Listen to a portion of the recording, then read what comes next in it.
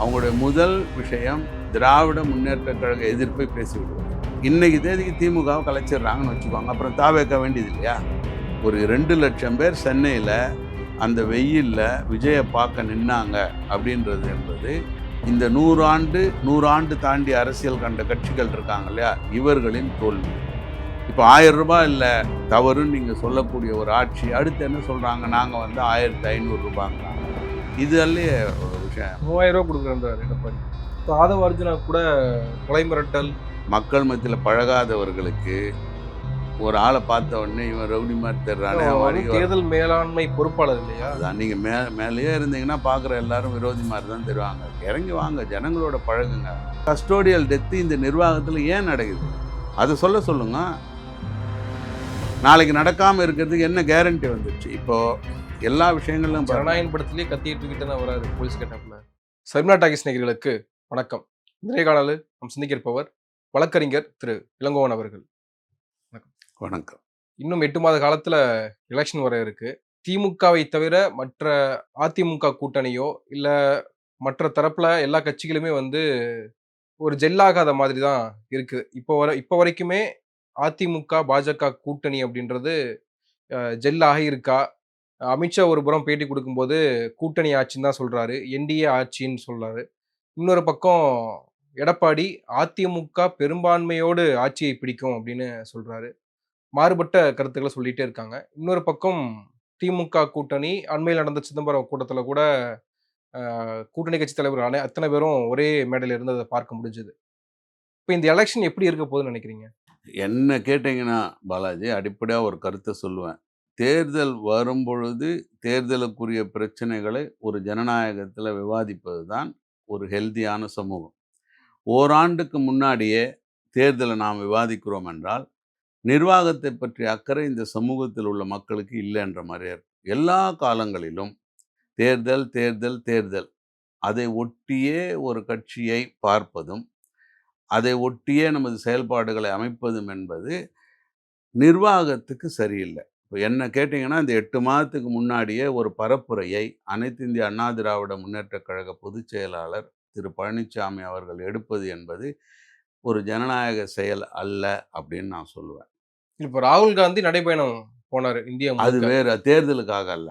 ராகுல் காந்தி இந்த நாட்டுக்கு என்ன தேவை என்பதை முன்னிறுத்தி பாரத் ஜோடோ, இந்த நாட்டை ஒன்றிணைக்கணும் என மத ரீதியாகவும் மொழி ரீதியாகவும் பல்வேறு விதமாகவும் சிலர் இந்த நாட்டை உள்ளுக்குள்ள நமக்குள்ள துண்டாடுறாங்க. அது கூடாது, மக்களை ஒன்றிணைப்போம், தேசத்தை ஒன்றிணைப்போம் தான் அந்த நடைப்பயணம்.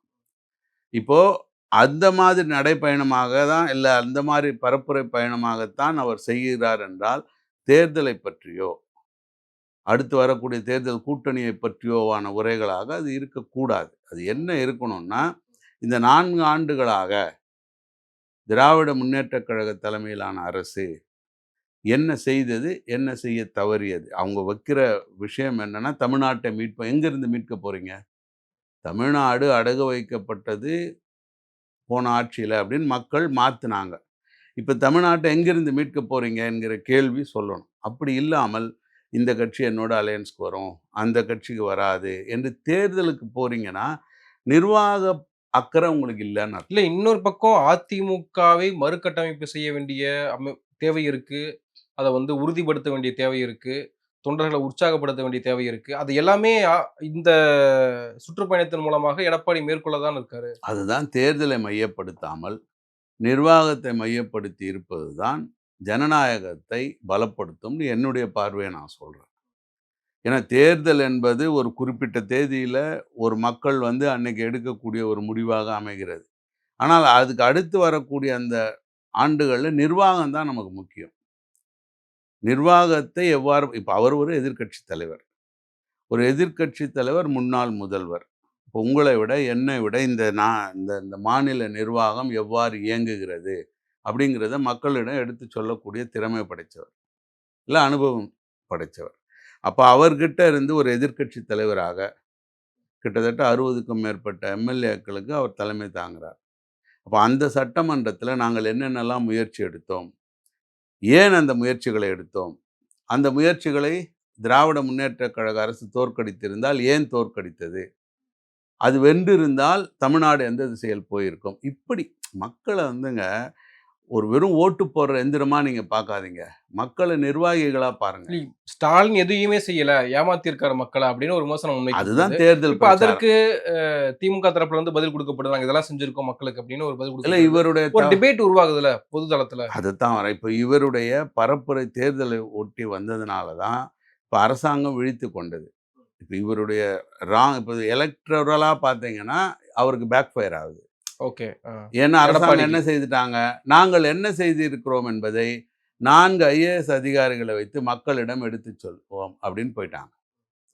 இப்போ நாங்க என்ன செய்யலன்னு அவங்க சொல்றாங்கல்ல, இப்ப என்ன செஞ்சோன்றத அரசாக எடுத்துச் சொல்லுகிறது. நிர்வாகமாக எடுத்துச் சொல்லுகிறது. திமுகவாக எடுத்துச் சொல்லல. அப்போ இந்த 4 ஆண்டுகளாக மக்களுக்காக செய்த பணி என்ன என்பதை அரசு மக்களுக்கு எடுத்துச் சொல்லுகிறது என்கிற பாணியில போயிருக்கு. அப்போ அதுதான் நான் சொல்ல வரேன். நீங்க நிர்வாக ரீதியான தன்மையாக கொண்டு சென்றிருந்தால், அது உங்களுக்கு இப்படி பேக் ஃபயர் ஆயிருக்காது. நீங்க எலக்டோரல் பாலிசில தான் கொண்டு போறீங்க. அதுக்கு இப்போ நாட்ல இந்தியாவுல மட்டும் தான் பாலாஜி நான் பார்த்த வரைக்கும், எந்த சட்டம் போட்டாலும் அதை எப்படி உள்ள உடைச்சு அதுக்கு எப்படி ஒரு ஓட்டை, சந்து பொந்து கண்டுபிடிக்கிறதுன்ற திறமை நமக்கு இருக்கு. உதாரணமா, தேர்தல் காலத்தில் ஒரு வேட்பாளர் தனது தொகுதிக்கு ஒரு குறிப்பிட்ட தொகையை தான் செலவு பண்ணணும் என்பது தேர்தல் சட்டம். ஆனால் இப்போ நடக்கிற பரப்புரைகள்லாம் பார்த்தீங்கன்னா, எவ்வளவு செலவாகுது? இப்ப எல்லாரும் தொகுதிய பற்றியும் இப்போ இன்னொரு கட்சி ஒண்ணு இருக்குது. நாம் தமிழர்ன்னு. அது எல்லா காலங்கள்லயும் தேர்தல் தான் பண்ணும். தேர்தலே வராத காலத்தில வேட்பாளர் அறிவிப்பாங்க. ஊர் ஊரா போய் அதாவது இது ஹெல்த்தி கிடையாது. இது ஒரு சமூகத்துக்கு ஆளுமை இப்போ நீங்க தேர்தல் வெல்வது மட்டுமே திறன் இப்போ அல்ல. இப்ப தாவேக்குன்னு ஒரு கட்சி இருக்கு. ம். இப்ப அந்த கட்சியினுடைய தலைவர தொடர்ந்து ஊடகங்களாக இருக்கட்டும், இல்ல பொது தளத்துல எப்ப வரப்போறாரு? எப்ப வரப்போறாருன்ற ஒரு கேள்வி முன்வைக்கப்பட்டுட்டே இருக்கு. எலக்ஷன் நெருங்கிடுச்சு. இன்னும் 8 மாதம் தான் இருக்கு. ஆனா இன்னும் நீங்க வந்து இப்ப 2வது மாநாட்டுக்கு அடிக்கல் நாட்டியிருக்காரு. இன்னைக்கு தான் அடிக்கல் நாட்டப்பட்டிருக்கு. அது ஆகஸ்ட் 25ல நடக்குது. அப்போ அடுத்த மாநாடு ஆகஸ்ட் 25ன்றப்போ, இன்னும் 7 மாசம் தான், 6 மாசம் தான் இருக்குன்றப்போ, அந்த பீரியடுக்குள்ள மக்கள சந்திக்கணும். போய் அவங்களோட குறைகள கேட்கணும். அவருக்கான ஆதரவ பெருக்கணும். இதெல்லாம் இருக்கு இல்லையா? இல்ல பாலாஜி, நான் இப்ப அந்த கட்சியையும் நான் அததான் சொல்ல வரேன். ஒரு அரசியல் கட்சி என்பது தேர்தல் காலத்திற்கானது மட்டும் அல்ல. ஆனா நம்முடைய பார்வையே நம்முடைய ஊடகங்கள், எல்லாரும் பேசுறது, தொலைக்காட்சி விவாதங்கள் எதை எடுத்தீங்கனாலும், ஒரு ஆட்சியினுடைய நிர்வாகம் பற்றிய இப்போ உதாரணமா இப்படி சொல்றாங்கல்ல, தமிழ்நாடு அரசு கடன் வாங்கிருச்சு அப்படின்னு சொன்னாங்கன்னா, கடன் வாங்குறதுனா என்ன? எங்கேருந்து வாங்குறாங்க? எப்படி பண்றாங்க? இந்த ஆட்சி தான் வாங்குச்சா? போன ஆட்சி வாங்குச்சா? இல்ல 1950 கான்ஸ்டிடியூஷன் வந்த காலமா கடன் வாங்கின்னு இந்த அறிவு யாருக்காவது இருக்கா? அப்போ இவ்வளவு நாள் நான் ஒரு டிவி இவ்வளோ காசு குடுத்து வாங்குறேன். மணிக்கணக்கா அங்க உட்கார்றேன் என்னுடைய வேலை. அப்ப எனக்கு என்ன ரிசப்ஷன் வருது? என் ஓட்டு யாருக்கு போடணுன்றதுக்கு மட்டுமா நான் கவனிச்சுக்கிட்டு இருக்கணும்? அப்ப எப்படி தமிழ் ஆளுவான்? தமிழுக்கு எப்படி ஆளுமை திறன் வரும்? அப்ப நம்ம என்ன சொல்றோம்னா, தாவேகா கூட அது தேர்தலுக்காக மட்டுமே உருவான கட்சியா தான் ஆரம்பிக்கிறாங்க. அதாவது ஒரு கட்சின்னு ஆரம்பிச்சா, நான் ஏன் இருக்கிற கட்சிகள் இல்லாமல் நான் எதுக்கு இருக்கிறேன்னு நீங்க சொல்லணும்ல. உன் இருப்பு எதுக்கு? இது இன்னொரு சினிமா இல்ல பார்த்துட்டு போறதுக்கு. எப்ப ரிலீஸ் ஆகும்? திமுகவை வீழ்த்த. அதுதான். அது ஒரு அரசியல் இல்லையே. திமுகவே நாளைக்கு கலைச்சிடுறாங்க. கற்பனையா கேட்கிறேன். இன்னைக்கு தேதிக்கு திமுகவ கலைச்சிடுறாங்கன்னு வச்சுக்கோங்க. அப்புறம் தாவேக்கா வேண்டியது இல்லையா? அப்படி இல்லைங்க ஒரு அரசியல் கட்சி. நான் யாரு இருக்கிறாங்களோ இல்லையோ, நான் எதுக்கு இருக்கணும் மக்கள் மத்தியிலன்னு சொல்றது தான் ஒரு அரசியல் கட்சி. அப்போ மக்கள் கேட்பாங்க. எங்களுக்கு திமுக இருக்கு. எங்களுக்கு அஇஅதிமுக இருக்கு. எங்களுக்கு கம்யூனிஸ்ட் கட்சி இருக்கு. நீங்க எதுக்கு வந்தீங்க? ஏன் நான் உங்க கட்சியில உறுப்பினர் ஆகணும்? அப்படின்னு ஒரு கேள்வி கேட்பாங்க. அப்ப நீங்க சொல்லணும். நான் எதுக்காக இருக்கிறேன்? இவ்வளவு பேர் இருந்தாங்களே, என்ன செய்தாங்க, செய்யலன்ற விளக்கங்கள நம்ம சொல்ல வரோம். இப்போ ஸ்டாலின் ஒண்ணு விளக்கம் குடுக்குறாரு. ஓரணியில் தமிழ்நாடுன்னு நம்ம சொல்றோம். அந்த ஓரணியில் தமிழ்நாடுக்கான அர்த்தமே மார்க்சிஸ்ட் கம்யூனிஸ்ட் கட்சி, விடுதலை சிறுத்தைகள், அ தேசியத்தை போற்றுகிற காங்கிரஸ் உட்பட பல சித்தாந்தங்களை உள்ளடக்கிய, இடதுசாரி சித்தாந்தங்களை உள்ளடக்கிய ஒரு கட்சிகளாக நாங்க ஒன்றிணைந்து நிற்கிறோம். இதான் ஓரணியில் தமிழ்நாடு அப்படின்னு அவர் சொல்றாரு. இப்ப இந்த மாரி எல்லாருமே சொல்லணும்னா அப்படி எதிர்பார்க்க முடியுமா? முடியாது தான். நான் அத பத்தி கவலையும் படல. இப்போ நான் என்னன்னா, பாரதிய ஜனதா கட்சின்னு எடுத்தீங்கன்னா, அவங்களும் தான் ஏன் தனியா இருக்கிறோம்னு ஒரு முறையும், ஒரு முறை வந்தா திமுக தவறு, திராவிடம் தவறு, அண்ணாதுரை தவறு, பெரியார் தவறு அப்படின்னு ஒரு பிரச்சாரத்த முன்னெடுக்கிறாங்க. இன்னொரு புறம் அனைத்து இந்திய அண்ணா திராவிட முன்னேற்ற கழகத்தை முன்னிறுத்தி பிரச்சாரத்தை முன்னெடுக்கிறாங்க. அப்ப நீங்க எதுக்கு இருக்கிறீங்க? அப்படிங்கிற கேள்விய மக்கள் கேட்கணும். உன்னுடைய தன்னிருப்பு எதற்காக? அனைத்து இந்திய அண்ணா திராவிட முன்னேற்ற கழகம் தான் ஆட்சி செய்யணும் என்ற பிரச்சாரத்தை பாரதிய ஜனதா கட்சி முன்னெடுக்கிறது என்றால், எதற்காக தமிழ்நாட்டில் பாரதிய ஜனதா கட்சி? அப்ப அந்த தன்னிருப்பு அவசியம் இல்லல்ல. அந்த கேள்விய மக்கள் கேட்பாங்க தானே! நயனானந்தன் கிட்ட அந்த நிர்வாகி சொன்னாரு. நமக்கு சாப்பாடு கூட போடுறோம். ஆனா ஓட்டு போட மாட்டோம்ன்னு சொல்றாங்க. சாப்பாடு யாருக்கும் போடுவாங்க. அது வயிறு வந்து இர்ரெஸ்பெக்டிவ் ஆஃப் மொழி, இனம், மதம், நாய், பேய், கொக்குன்னு இல்ல. எல்லாருக்கும் வயிறு இருக்கு. யாரும் சாப்பாடு இருக்காது. அதில ஒண்ணும் தவறு இல்ல. ஆனால் கொள்கை ரீதியா ஒருத்தர எதிர்ப்பதும், உங்களை எந்த அளவுக்கு உயர்த்தும், தாழ்த்தும் என்ற அறிவு ஒருத்தவங்களுக்கு இருக்கணும். அததான் நம்ம ஒவ்வொரு கட்சியையும் கேட்கணும். இப்போ அனைத்து இந்திய அண்ணா திராவிட முன்னேற்றக் கழகத்துடைய ஒரு பிரச்சனை என்னன்னா, திராவிட முன்னேற்றக் கழகம் ஆட்சியாக சாதித்ததா, சாதிக்கலையான்றத மக்கள் பார்த்துப்பாங்க. இன்னைக்கு மக்கள் கூட்டம் வருது. எடப்பாடி பழனிசாமி அவர்களுடைய சுற்றுப்பயணத்துல மக்கள் ஆதரவு இருக்கு. மக்கள் மக்கள் வரட்டும். வெள்ளத்துல வராரு. மக்கள் வெள்ளம் வரட்டும். இருக்கு அப்படின்னு. வரட்டுங்க. வந்து என்ன சொல்றான்னு கேட்கட்டும். அது அது அது பத்தியே நமக்கு இல்ல. ஆனால் அவர் சொல்றத கேட்கும்பொழுது தானே என்ன வருதுன்னு இருக்கு. இப்போ விஜய்க்கு கூட்டம் சேருவது என்பது நம்ம ஊர்ல ஒரு பிரச்சனையே கிடையாதுங்க. இப்போ விஜய்க்கு எப்படி கூட்டம் சேருதுன்னு நீங்க பார்க்குறீங்க. அவர பார்த்தா போறோம்ன்னு வர கூட்டம் வருகிறது. அனைத்து இந்திய அண்ணா திராவிட முன்னேற்றக் கழகத்த பொறுத்த மட்டில், ஜெயலலிதாவின் இறப்பிற்கு பின் பல்வேறு ஏற்றத்தாழ்வுகளை அந்த கட்சி சந்திச்சுட்டு வருது. ஒரு ஒரு ஒரு கட்சியாக இன்னமும் அவங்க ஒருங்கிணைந்து செயல்பட இயலாத ஒரு சூழல். தேர்தல் தோல்விகளை சந்திச்சுட்டு வருது. இப்போ வரக்கூடிய இன்னொரு தேர்தல்லையும் நம்ம தோல்வியை சந்திக்கக்கூடாதுன்னு அந்த கட்சியினர் ஆர்வமா வரலாம். அவங்க கட்சியை அவங்க பலப்படுத்துறதுக்கு தங்களை ஒருங்கிணைக்கலாம். இதெல்லாம் இயல்பான ஒன்று தான். ஆனால் நாம என்ன பார்க்கணும் மக்களா? அதுதானே முக்கியம். மக்களுக்கு இப்ப இந்த நிர்வாகத்தில் செய்யப்பட்ட செயல்கள் பலனளித்துள்ளவா இல்லையா? இப்ப ரூ. 1000 இல்ல தவறுன்னு நீங்க சொல்லக்கூடிய ஒரு ஆட்சி, அடுத்து என்ன சொல்றாங்க? நாங்க வந்து ரூ. 1500ங்கிறாங்க. இது அல்லையே ஒரு விஷயம். ரூ. 3000 குடுக்குறேன்றாரு எடப்பாடி. இது அப்போ 1000 குடுத்தாலே பொருளாதார இழப்புன்னு விமர்சித்த கட்சிகள் இதுக்கு பதில் சொல்லணும்ல. அப்போ 3000 எப்படி குடுக்க முடியும்னு பதில் சொல்லணும்ல. இந்த மாதிரி கேள்விகளை இவங்களும் எழுப்பணும், பத்திரிகைகளும். உதாரணமா செய்திகள்ல பார்க்குறீங்க. ஆட்சியில பங்குன்னு சிலர் பேசத் தொடங்குறாங்க. ரைட். ஒரு காலத்துல அன்புமணி என்ன சொன்னாரு? மாற்றம், முன்னேற்றம், அன்புமணி. நான் தான் அது எல்லாமேன்னு சொன்னவர். அவர் இப்ப ஆட்சியில ஒரு ஓரமா பங்கு இருந்தா போதும்ன்னு சொல்றாரு. இப்ப அவர்கிட்ட அந்த கேள்விய கேட்கணும்ல. அன்றைக்கு என்னால் மட்டுமே அந்த முன்னேற்றத்தை தர முடியும். நான் தான் அந்த மாற்று. எனக்கு ஆட்சியை கொடுங்கள்னு கேட்கக்கூடிய தன்னம்பிக்கை இருந்த அன்புமணி, இன்று பங்கு கிடைச்சா போதும்ன்னு சொல்ல வேண்டிய காரணம் என்ன? அப்படிங்கிற கேள்விய மக்கள் கேட்கணும். அதாவது அந்த அந்த பரப்புரையை மேற்கொண்ட ஜான ஆரோக்கியசாமி தான் இப்ப தாவேக்கா பக்கம் போயிட்டார்ல. அதுதாங்க இன்றைய அரசியல் வந்து கட்சிகள் கொள்கைகளை வகுத்து தொண்டர்களை பயிற்றுவிக்கிற மாரி இல்ல. எல்லாருமே அவுட் சோர்ஸ் இது கார்ப்பரேட் கிட்ட கட்சிகளை ஒப்படைத்த ஒரு தன்மையா மாறிப்போச்சு. நான் ஒரு பொலிட்டிக்கல் சயன்ஸ் படிச்சவன். இப்ப நான் ஒரு கம்பெனிய தொடங்குறேன்னு வச்சுக்கோங்க. அப்ப நம்ம போய் ப்ராஜெக்ட் குடுக்குறோம். உங்க கட்சியில இவ்வளோ உறுப்பினர் இருக்காங்க. இப்படி இப்படி பண்ணா, அப்படி பண்ணான்னு சொல்லி அவங்களுக்கு வியாபாரத்துக்கு காசு தராங்க. ஸோ இந்த அவுட் சோர்சிங் தான் இன்னைக்கு ஜனநாயகத்தின் வீழ்ச்சி.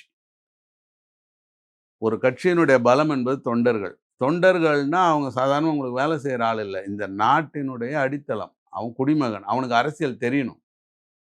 எனக்கு தெரியிற அரசியல நான் காசு வாங்கிட்டு நான் பரப்புரை செய்து, நீங்க ஆட்சிக்கு வரீங்க, தொண்டர்களுக்கு அதில லாபம் அப்படின்னா அது என்ன? அது அந்த அர்த்தமே தவறு இல்லையா? எனது கொள்கை தானே வெல்லணும். அந்த கொள்கைய நீங்க தானே முன்னெடுத்து செல்லணும். ஆரோக்கியசாமியோ, ஆரோக்கியமற்ற சாமியோ எப்படி பல கொள்கைகள எடுத்துட்டு போய் குடுப்பாங்க. அதுதான் இப்போ வீழ்ச்சி. எல்லா கட்சியிலயுமே நடக்கக்கூடிய ஒரு தவறு என்னன்னா, தொண்டர்களை அரசியல் மயப்படுத்தும் தன்மை குறைந்து விட்டிருக்கிறது. சிறு கட்சிகளுக்கும் நம்ம அதுதான் கவனிக்கிறோம். ஆட்சி செய்த கட்சிகளுக்கும் அதுதான் கவனிக்கிறோம். இது தமிழ்நாட்டிற்கு ஒரு ஒரு ஆபத்தான சூழல் அரசியல் தன்மையில என்றது என்னுடைய பார்வை. இப்ப ஆதவ அர்ஜுனா கூட கொலை மிரட்டல் அ இருக்கு. ஒரு அச்சுறுத்தல் இருக்கு. என்ன இதெல்லாம் யாரோ ஃபாலோ சினிமாட்டிக் பண்றாங்க. இது இது இது என்ன இருக்கு? அதாவது வந்து மக்கள் மத்தியில பழகாதவர்களுக்கு ஒரு ஆள பார்த்த உடனே இவன் ரவுடி மாரி தெரிறானே, அவர் அவன் வந்து அடிக்க வரான். தேர்தல் மேலாண்மை பொறுப்பாளர் இல்லையா? அதுதான் நீங்க மேலேயே இருந்தீங்கன்னா பார்க்குற எல்லாரும் விரோதி மாரி தான் தெரிவாங்க. இறங்கி வாங்க, ஜனங்களோட பழகுங்க. தினசரி ஆர்மேனியன் ஸ்ட்ரீட்ல நடந்து பாருங்க. யார் உங்கள மோதுற மாரி வர்றாங்க, யார் இடிக்கிற மாரி வர்றாங்க, அவங்களுக்கு அரசியல் நோக்கம் இருக்கா, இல்ல அவசர நோக்கம் இருக்கான்னு தெரியும். புரியுதுங்களா? இது வந்து ஒண்ணு நடக்குதுங்க பாலாஜி, நான் கவனிச்ச வரைக்கும். நீங்களோ, நானோ, யாரோ அரசியல்னு வந்த உடனேயே, அவங்களுடைய முதல் விஷயம் திராவிட முன்னேற்றக் கழக எதிர்ப்பை பேசிவிடுவது. அதாவது ஆட்சியில இருக்காங்களோ இல்லையோ. ஆமா. அத பத்தி அதாவது இது ஒரு டிசைன். இதுதான் வந்து பாரதிய ஜனதா கட்சியினுடைய டிசைன்னு நம்ம சொல்றோம். அவங்கள பொறுத்தமட்டில் இன்றைக்கு தமிழ்நாட்டினுடைய ஒரு ஐடியாலாஜிக்கல் சிம்பலா தெரியக்கூடிய கட்சியா திமுக அமைஞ்சிடுச்சு. அந்த ஐடியாலஜிக்கு திமுக ஹானஸ்ட்டா இருக்கா இல்லையான்றது கேள்விக்குரிய தனி விவாதம். ஆனால் பாரதிய ஜனதா கட்சியை பொறுத்தவரை ஒரு சித்தாந்தத்தை, தனக்கு விருப்பமில்லாத ஒரு சித்தாந்தத்தை ஆழமாக வேரூன்றி, ஆல் போல் தழைத்து அருகு போல் வேரூன்ற வைக்கிற ஒரு கட்சியாக அவங்க திமுகவ பார்க்குறாங்க. அப்ப அவங்களுக்கு என்னன்னா, எனக்கு நீ ஆதரவு தெரிவிக்கணும்னு இல்ல. நீ திமுகவ எதிர்த்தா போதும். இல்ல அது இப்போ திமுக கூட கூட்டணியில இருக்கக்கூடிய எல்லா கட்சிகளுமே நீங்க சொல்ற லாஜிக் தான் சொல்றாங்க. இன்றைய காலத்துல நாங்க வேற யாரு கூடயுமே போக முடியாது. ஏன்னா, பாஜகவை எதிர்க்கக்கூடிய ஒரே ஒரு கட்சியாக திமுக இருக்கிற காரணத்தினால தான் அவர்களோட கூட்டணியில இருக்கோம் இல்ல அப்படின்னு. அவங்க வேற யார் கூடவும் போவேணாம். அவங்க தங்கள பலப்படுத்தினா நல்லா இருக்குமேன்னு நாம சொல்றோம். இப்ப நீங்க பார்த்தீங்கன்னா, இந்திய கம்யூனிஸ்ட் கட்சி ஆகட்டும், மார்க்சிஸ்ட் கம்யூனிஸ்ட் கட்சி ஆகட்டும், காங்கிரஸ் ஆகட்டும், விடுதலை சிறுத்தைகளும் ஆகட்டும். திராவிட முன்னேற்றக் கழக ஆதரவு தெரிவிப்பது இங்க சப்ஜெக்ட் பிரச்சனை கிடையாது. அது ஏற்கனவே இருந்துட்டீங்க. மக்கள் நான் சொன்னார்ல, இப்ப விசிக தலைவர் தொல் திருமாவளவன் சொன்னாரு. நாங்க அதிமுக கூட கூட்டணிக்கு போகக்கூடாதுனாலாம் இல்ல. ஆனா அவங்க பாஜக கூட இருக்காங்களே! பாஜக கூட எப்படி போக முடியும் நம்ம? யாரு பாஜகவ எதிர்க்கிறாங்களோ அவங்க கூட நம்ம இருக்க முடியும். அதுதான் அங்க வர்ற தவறுன்னு சொல்றேன். ஒரு அனைத்து இந்திய அண்ணா திராவிட முன்னேற்றக் கழகம் பாஜகவோட போகலன்னா நான் இருப்பேன்றது அல்ல. அவங்க பாஜகவோட போக முடியாத அளவு நம்ம களப்பணி செய்யலன்னு சொல்ல வரேன். அதற்கு உதாரணம் விஜயினுடைய கட்சி. விஜய் கட்சியில ஒரு குறிப்பிட்ட வயதுக்கு மேல ஆட்கள் இல்லன்னு நம்ம சொல்லலாம். ஒரு ஒரு குறிப்பிட்ட வயதுக்கு மேல இல்ல. கீழ இருக்கிறவங்க நெறைய இருக்கட்டும். இப்ப அப்படிப்பட்ட இளைஞர்களை இந்த கட்சிகள் அரசியல் மயப்படுத்துவதில் தோல்வி கண்டிருக்கின்றன. அல்லது அக்கறை இல்லாமல் இவ்வளவு நாள் இருந்திருக்கிறார்கள் என்பதுதான் என்னுடைய குற்றச்சாட்டு. இன்னைக்கு வந்த கட்சி தாவேகா. இப்ப மதிமுகவே என்ன கதியில இருக்கு அப்படின்ற மதிமுக ஒரு பக்கம் இருக்கட்டும். தாவேகாவுக்கு இவ்வளவு இளைஞர்கள் வர்றாங்கல்ல. அவங்களுக்கு ஒரு அரசியல் மயப்படுத்தப்பட்டிருந்தால் அங்க போயிருக்க மாட்டாங்களா? சினிமா ரசனை வேறு, அரசியல் என்பது வேறுன்னு அவங்களுக்கு தெரிஞ்சிருக்கும்ல. அப்போ ஒரு தனிநபர், விளம்பரமானவர், அவரோடு நம்ம போனோம்னா அதிகாரத்தை பெற்றுவிடலாம் ஒரு கூட்டமாக. அப்படிங்கிற அரசியல் உணர்வ தானே தமிழ்நாடு விதைச்சிருக்கு. கடந்த காலங்கள்ல அவரு அனிதா செத்தப்போ அவங்க வீட்டுக்கு போயிருக்காரு. அ நம்ம சாத்தான்குளம் சம்பவம் நடந்தப்போ போயிருக்காரு. இப்ப பல இஷ்யூஸ்ல வந்து டிமானிட்டைசேஷன் அப்போ வந்து அதுக்கு எதிராக குரல் குடுத்திருக்காரு. இப்படி பல விஷயங்கள வந்து அரசியல் படுத்தியிருக்காரு ரசிகர்கள.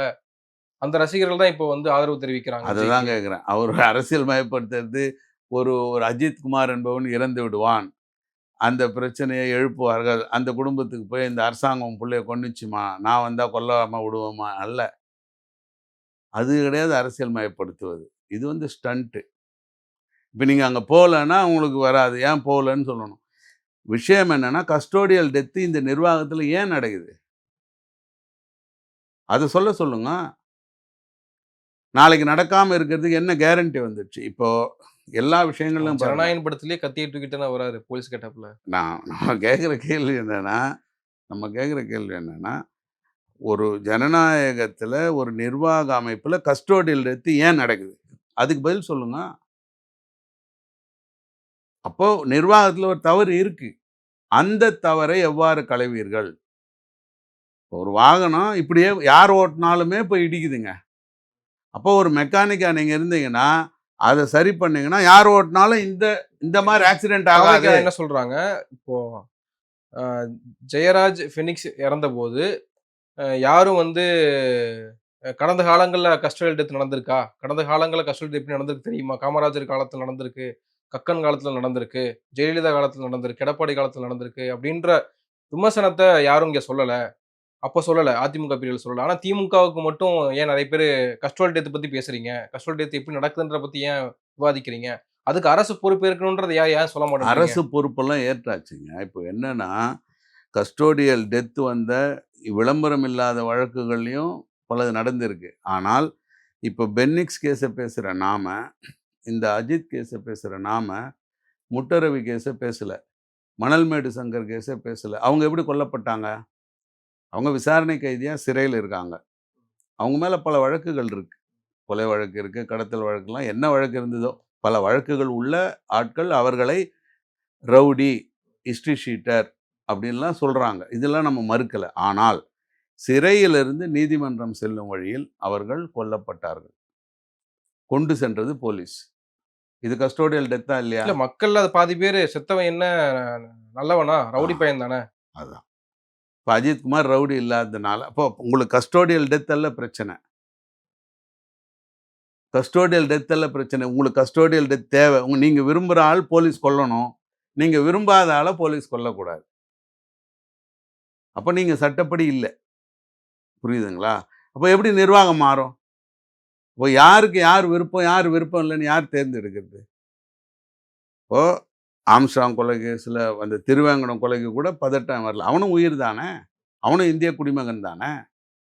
அவன கொல்லணும்னா சட்டப்படி தானே கொல்லணும்னு சட்டம் சொல்லுது. அப்போ போலீஸ் கூட்டு போய் சுட்டு கொன்னுட்டா உங்களுக்கு சந்தோஷமா? ஏன் அஜித் குமார மட்டும் கொல்லக்கூடாது? அப்போ இது எப்படி? இதுதான் இங்க இருக்கிற பிரச்சனைய தான் நம்ம வந்து நிர்வாக சீரமைப்புக்கு இல்லாத ஒரு தன்மைன்னு சொல்றோம். ஸோ ஒரு ஸ்டண்ட் அடிக்கிற விஷயம்னு சொல்றோம். திடீர்னு ஒரு மரணம் மக்கள் மத்தியில ஒரு பச்சாதாபத்தை ஏற்படுத்தின உடனே, அங்க போய் எல்லாரும் குழுமுறது. அங்க போய் எல்லாம் கூட்டம் போடுறது. இப்போ இது நிர்வாக சீரமைப்புக்கு வராது. நாளைக்கு நான் வந்தாலுமே இதே போலீஸ் தான் இருப்பாங்க. என்கிட்ட ஒரு புகார் குடுக்குறாங்க அப்படின்னா, "என்னப்பா அது பாவம் அவரு ஏதோ நகை காணோம்னு சொல்றாரு. என்னன்னு கவனிங்கன்ன உடனே, ஐயா சொல்ட்டாருன்னு அவன போட்டு அடிக்கிறது. அப்ப அப்படிதானே நடக்கும். இந்த நிர்வாகத்த எப்படி மாத்த போறீங்க? அந்த சிந்தனைக்கு தான் வரணுன்ற நல்லா படிச்ச இளைஞர்கள் வராங்க. இப்போ விஜயோட ஒரு விஷயத்த போய் பார்த்தீங்கன்னா, குறைஞ்சபட்சம் கிராஜுவேட்ஸ் இருப்பாங்க. குறைஞ்சபட்சம். அதிகபட்சமாக என்ஜினியரிங் கிராஜுவேட்ஸ் நல்ல அறிவுள்ள ஆட்கள் இருப்பாங்க. அப்ப அவர்களுடைய திறனை இந்த நிர்வாகத்துக்கு பயன்படுத்தாமல், அவர்களையும் வந்து எந்த திறனும் இல்லாம வெறும் ஒரு ஓட்டு உள்ள ஜனங்க, கூட்டம் சேர்க்கிற ஜனங்களா வச்சிருந்தா தமிழனுக்கு தானங்க அழிவு. தமிழ்நாட்டுக்கு தானே அழிவு. அவங்களுக்கு நிர்வாக அறிவை நீங்க ஊட்டலன்னா, தமிழ்நாட்டுல ஒரு பிரச்சனை என்னன்னு கேட்டீங்கன்னா பாலாஜி, எனக்கு அறிவே தேவையில்ல. அதிகாரத்துக்கு வந்துட்டா போறோம். அறிவுள்ளவன நான் வேலைக்கு வச்சுப்பேன். எதுக்கு ஐஏஎஸ் இருக்கிறான்? எதுக்கு ஐபிஎஸ் இருக்கிறான்? நான் சொல்றது செய்யறதுக்கு தானே இருக்கிறான்றது தான் இங்க இருக்கிற அரசியல்வாதிகளோட சிந்தனை. இப்போ ஃபர்ஸ்ட் மாநாடு மிகப்பெரிய அளவுக்கு சக்சஸ்ன்னு தான் சொல்றாங்க. இந்த ஆர்ப்பாட்டமும் வெற்றின்றாங்க. அடுத்து ஆகஸ்ட் 25ஆம் தேதி இன்னொரு ஆர்ப்பாட்டம் மதுரையில நடக்குது. அந்த மாநாடு வந்து அதுவும் வெற்றின்னு சொல்லப் போறாங்க. அப்போ அந்த அரசியல் நம்ம எப்படி எடுத்துக்கிறது? அதாவது அது ஒரு இதுக்கு வந்து மாற்று சக்தியா நம்ம இது எடுத்துக்கிறதா? வந்து அ கொள்கை உடைய, பாரம்பரியம் உடைய 100 ஆண்டு கண்ட கட்சிகளின் தோல்வியாக முதல்ல பார்க்கணும். அத ஏத்துக்கணும். ஒரு 2,00,000 பேர் சென்னையில அந்த வெயில்ல விஜய பார்க்க நின்னாங்க அப்படின்றது என்பது, இந்த 100 ஆண்டு தாண்டி அரசியல் கண்ட கட்சிகள் இருக்காங்க இல்லையா? இவர்களின் தோல்வி. அடுத்ததாக இல்ல ஒரு 75 ஆண்டு கால கட்சியின் மீது நம்ம ஒரு 4 ஆண்டுகள்லயே அதிருப்திகள் நம்ம சொல்றோம். ஆன்டி இன்கம்பன்சி சொல்றோம். அப்போ 75 ஆண்டுகள் ஆட்சி ஒரு கட்சியின் மீது அதிருப்திகள் இருக்கும். அ ஒரு மாற்றம் தேவை. வேற கட்சிகள் வேணும். வேற நபர்கள் வரணும். அப்படின்ற ஒரு பார்வை இருந்துட்டு இது தானே இருக்கும். தேர்தல் பார்வைக்கு நான் சொல்ல வரல. இப்போ இப்போ நம்ம என்னன்னா, அந்த மாரி தான் அதிமுகவுக்கு போய் ஓட்டு போடுறான். பிஜேபியில ஏபிவிபி இருக்கான். பட் விஜயுடைய கூட்டத்தை உங்களால் அரசியல் மயப்படுத்த முடியாம போனதுன்னு சொல்ல வரேன். ஏன் விஜயோட ரசிகர்கள் என்பவன் அரசியல் ஆவறான். அப்படியே என் பிளாக்கா? என் பிளாக்கா ஏன் ஆகணும்? நாளைக்கு அஜித் வந்தாலும் அந்த நிலைமை தான். நாளைக்கு அஜித் வந்தாலும் இதுக்கு பேரலல்லா, ஈக்குவலா அந்த கூட்டம் ஒண்ணு இருக்கும். அப்ப எங்க நாம் தவறு இல்ல செய்கிறோம்? அது அரசியல் படுத்த வேண்டியது விஜயா? இல்ல திமுகவா? கட்சிகள். கொள்கை உள்ள கட்சிகள். விஜய்க்கு இது லாபங்க. விஜய்க்கு இது முதலீடு. அந்த இடத்துல நீங்க இருந்தா கூட பார்ப்பீங்க. ஏன் நான் இப்படி விரல அசைச்சா இவ்வளோ பேர் வராங்க. நான் ஏன் அத பயன்படுத்திக்க கூடாதுன்னு நீங்க நினைக்க மாட்டீங்களா? இல்ல அவங்க சொல்றாங்கல்ல, இப்ப தான் கட்சி ஆரம்பிச்சிருக்கோம். இனிமேல் தான் வந்து ஒவ்வொன்னா கத்துக்கிறோம். ஃபீல்டுக்கு நாங்க புதுசு. கத்துக்கிட்டு வரட்டுங்க. நான் வேண்டாம். நான் அரசியல் மயப்படுத்துன்னு தான் சொல்றேனே. நிர்வாக அரசியலை கற்றுக் கொடுங்கள்னு தான் நான் சொல்றேன். நான் வந்து அந்த ஒரு கட்சி ஏன் உருவாச்சுன்னு நான் கேட்கவே இல்ல. அது உருவாகுறதுக்கு காரணம் என்னன்னு எனக்கு தெரியுது. கொள்கை பேசின கட்சிகள் இளைஞர்கள் மத்தியில போகல. அந்த இளைஞர்களை கட்சிக்குள்ள வரவிடல. அதுக்கான என்ட்ரி பாயிண்ட்டே கிடையாது. காங்கிரஸ் அழிஞ்சதுக்கு காரணமும் அதான். அவங்க வந்து பவர் கட்சியாவே இருந்துட்டாங்க. திராவிட முன்னேற்றக் கழகத்தில இன்னைக்கு அந்த பிரச்சனை இருக்கு. புதிய இளைஞர்களை கட்சியில் உறுப்பினர்களாக்கி, கொள்கை ஆக்கி அடுத்த கட்டத்துக்கு கொண்டு போகக்கூடிய ஒரு இது இல்ல. இல்ல இப்ப முதல்வரே வந்து சொல்ல ஆரம்பிச்சுடுறாரு. நிறைய இடங்கள்ல வந்து இளைஞர்களுக்கு நம்ம வழி குடுக்கணும். எங்க இளைஞர்கள் கட்சி குடுக்குறாங்க? உதாரணமா, மாணவர் அணின்னு ஒண்ணு வச்சிருக்காங்க. அதுக்கு நாத்தாக்காலேருந்து வர ஒருத்தர மாநில அளவுல தலைமை பொறுப்பு குடுத்துருக்காங்க. ஆனா, சென்னை பல்கலைக்கழக மாணவர் அணியில எத்தன பேர் இருக்காங்கன்னு முதல்வர நான் கேட்க விரும்புறேன். மதுரையில இருக்கிற பல்கலைக்கழகத்தில திராவிட முன்னேற்றக் கழக மாணவர் அணி உறுப்பினர்கள் படிவம் எங்க?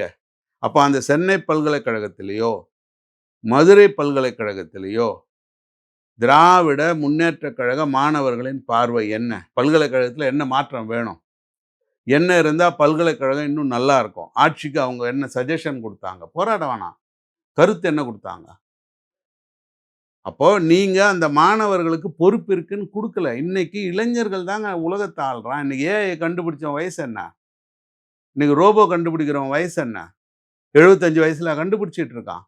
இன்னைக்கு 75 வயதுடைய ஆட்கள் இன்னைக்கு வரக்கூடிய டெக்னாலஜிய பயன்படுத்த கூட தெரியாத ஆட்கள். அப்படி எப்படி நிர்வாகம் பண்ணுவாங்க அத வச்சுக்கிட்டு? அப்போ தவறு என்ன கேட்டீங்கன்னா, நம்ம நம்ம ஊர்ல பழைய ஆளுக்கு தான் எல்லாம் தெரியும். புதுசா வர்றவனுக்கு ஒண்ணும் தெரியாதுன்னு நினைக்கிற ஒரு தன்மை. ஆனால் நிர்வாகம், அரசியலற்ற நிர்வாகம் எங்க இயங்குது? அவர்களால் தான் இயங்குது. இப்ப அவர்களை அரசியல் மயப்படுத்துவதில் நாம் தோல்வி கண்டிருக்கிறோம். அதுதான் சொல்ல வரேன். சரி, விஜய் ஒரு பொறுப்பான ஆளா இருந்தா நம்ம கேட்கறதே அதான். அவன அரசியல் மயப்படுத்து. அவன கூட்டம் சேர்த்து கும்மி அடிக்கிற ஒரு தன்மையா இருந்து அத கொண்டு வியாபாரம் செய்யாதீர்கள். இது ரசிகர்களை கொண்டு நீங்க வியாபாரம் பண்றீங்க. நான் ரசனையில வரும்பொழுது, அது பல கோடி ரூபாய்க்கான மதிப்பா மாறுது. அது விஜய் எவ்வளோ சம்பளம் வாங்குறாருன்னு மாறுது. ரசிகர்கள் கூட்டம். ஆனா அதையே அரசியலில் செய்தீர்களானால் அது வீழ்ச்சி. ஏன்னா அரசியல்ல வர்றவன் ஆளப் பிறந்தவன். அவனுக்கு ஆளத் தெரியணும். ஆளப் பிறந்துட்டோம் இல்லைங்களா? ஆனா அவன் நமக்கு ஆளத் தெரியணும்ல. அப்ப அதுக்கு ஒரு பயிற்சி வேணும்ல. அந்த பயிற்சி எந்த அரசியல் கட்சி இளைஞர்களுக்கு கொடுக்கிறதுன்றது தான் கேள்வி. நன்றி சார். நன்றி. நிறைய விஷயங்கள பகிர்ந்திருக்கீங்க. உங்க நேரத்துக்கு மிக்க நன்றி.